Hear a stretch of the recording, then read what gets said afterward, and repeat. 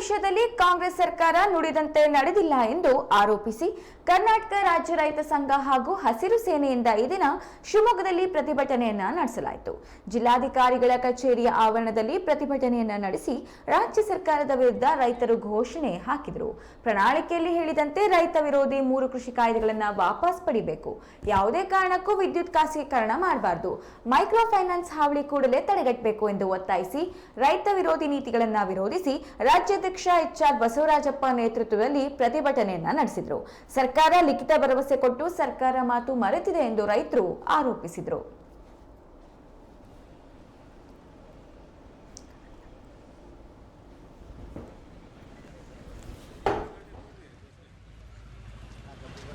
ಮಾತಿಗೆ ತಪ್ಪಿದ ಕಾಂಗ್ರೆಸ್ ಸರ್ಕಾರಕ್ಕೆ ಕೃಷಿ ಕಾಯ್ದೆಗಳನ್ನು ವಾಪಸ್ ಪಡೆಯದ ಕಾಂಗ್ರೆಸ್ ಸರ್ಕಾರಕ್ಕೆ ಕೃಷಿ ಕಾಯ್ದೆ ಹೋರಾಟಕ್ಕೆ ಸೇನೆಗೆ ಕೊಟ್ಟ ಮಾತಿಗೆ ತಪ್ಪಿದ ಸರ್ಕಾರಕ್ಕೆ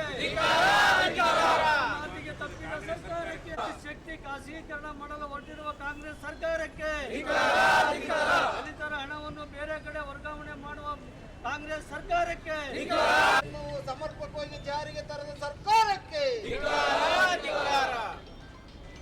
ಬಿಟಿಸಿಎಲ್ ಆದೇಶವಾದರೂ ಭೂಮಿ ಬಿಡಿಸಿಕೊಡದ ಸರ್ಕಾರಕ್ಕೆ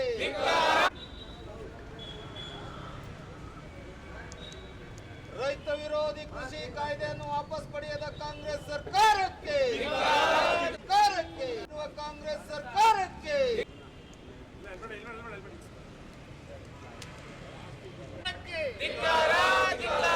ಮಾತಿಗೆ ತಪ್ಪಿದ ಸರ್ಕಾರಕ್ಕೆ ಮಾತಿಗೆ ತಪ್ಪಿದ ಸರ್ಕಾರಕ್ಕೆ ಅಯ್ಯಯ್ಯೋ ಕರ್ನಾಟಕ ರಾಜ್ಯ ರೈತ ಸಂಘದ ಹೋರಾಟಕ್ಕೆ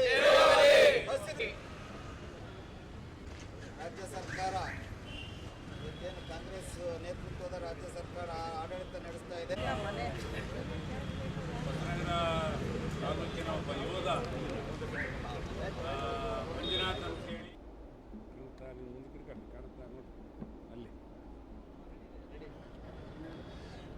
ನೋಡಿ, ಕಾಂಗ್ರೆಸ್ ಪಕ್ಷ ಚುನಾವಣೆಯ ಪ್ರಣಾಳಿಕೆಯಲ್ಲಿ 3 ಕೃಷಿ ಕಾಯ್ದೆಗಳನ್ನು ವಾಪಸ್ ಪಡಿತೀವಿ, ಆಮೇಲೆ ವಿದ್ಯುತ್ ಶಕ್ತಿ ಕಾಯ್ದೆ ಖಾಸಗೀಕರಣ ಮಾಡೋದಿಲ್ಲ, ದಲಿತರ ಹಣ ದಲಿತರಿಗೆ ಮೀಸಲು, ಕಾರ್ಮಿಕರ ಸಮಸ್ಯೆ ಎಲ್ಲ ಬಗೆಹರಿಸ್ತೀವಿ ಅಂತೇಳಿ ಪ್ರಣಾಳಿಕೆಯಲ್ಲಿ ಹೇಳಿದರು. ನಮಗೂ ಕೂಡ ಲಿಖಿತ ಭರವಸೆ ಕೊಟ್ಟಿದ್ದರು. ಆದರೆ ಇವತ್ತು ಮಾತಿ ತಪ್ಪಿದೆ, ನುಡಿದಂತೆ ನಡೀತೀವಿ ಅಂತಕ್ಕಂಥ ಕಾಂಗ್ರೆಸ್ ಸರ್ಕಾರ ಸಿದ್ದರಾಮಯ್ಯನವರು ಇವತ್ತು ಮಾತಿ ತಪ್ತಾ ಇದ್ದಾರೆ. ಇವತ್ತು ಕೃಷಿ ಕಾಯ್ದೆಗಳನ್ನು ಜಾರಿ ಮಾಡೋಕ್ಕೆ ಇವತ್ತು ಹಿಂಬಾಗಿಲಿಂದ ಜಾರಿ ಮಾಡೋಕ್ಕೆ ಪ್ರಯತ್ನ ಮಾಡ್ತಾ ಇದ್ದಾರೆ. ಆದ್ದರಿಂದ ಯಾವುದೇ ಕಾರಣಕ್ಕೂ ಕೂಡ ರೈತ ವಿರೋಧಿ ಕೃಷಿ ಕಾಯ್ದೆಗಳನ್ನು ಜಾರಿ ಮಾಡಬಾರ್ದು, ವಾಪಸ್ ಪಡಿಬೇಕು, ವಿದ್ಯುತ್ ಶಕ್ತಿ ಖಾಸಗೀಕರಣ ಮಾಡಬಾರ್ದು, ದಲಿತರ ಹಣ ದಲಿತರಿಗೆ ಮೀಸಲಾಗಿಡಬೇಕು. ಈ ವಿಚಾರಗಳನ್ನು ಇವತ್ತು ರಾಜ್ಯ ಸರ್ಕಾರಕ್ಕೆ ತಿಳಿಸೋಕ್ಕೋಸ್ಕರ ಇವತ್ತು ರಾಜ್ಯಾದ್ಯಂತ ಎಲ್ಲ ಜಿಲ್ಲಾಧಿಕಾರಿಗಳು ತಾಲೂಕಾ ಕಚೇರಿ ಎದುರುಗಡೆ ನಾವು ಪ್ರತಿಭಟನೆ ಮಾಡ್ತಾ ಇದ್ದೀವಿ.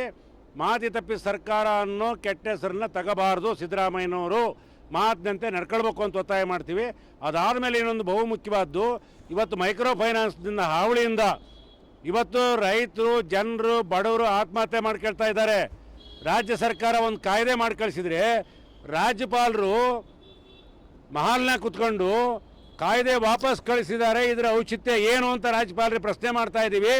ಇಲ್ಲ ಅಂತ ಹೇಳಿದರೆ ರಾಜ್ಯಪಾಲರ ಅವ್ರೇನಾದ್ರು ಅನುಮತಿ ಕೊಡದೇ ಇದ್ರೆ, ಕಾಯ್ದೆಗೆ ಸಹಿ ಹಾಕದೆ ಹೋದರೆ ರಾಜ್ಯಪಾಲರ ನಡೆನೂ ಕಣಿಸಿ ಇವತ್ತು ರಾಜ್ಯಾದ್ಯಂತ ಚಳುವಳಿ ಮಾಡ್ತೀವಿ ಅಂತಕ್ಕಂಥ ಎಚ್ಚರಿಕೆಯನ್ನು ಕೊಡ್ತಾ ಇದ್ದೀವಿ. ರಾಜ್ಯ ಸರ್ಕಾರಕ್ಕೂ ಕೂಡ ತಮ್ಮ ಮೂಲಕ ಎಚ್ಚರಿಕೆ ಕೊಡ್ತಾ ಇದ್ದೀವಿ.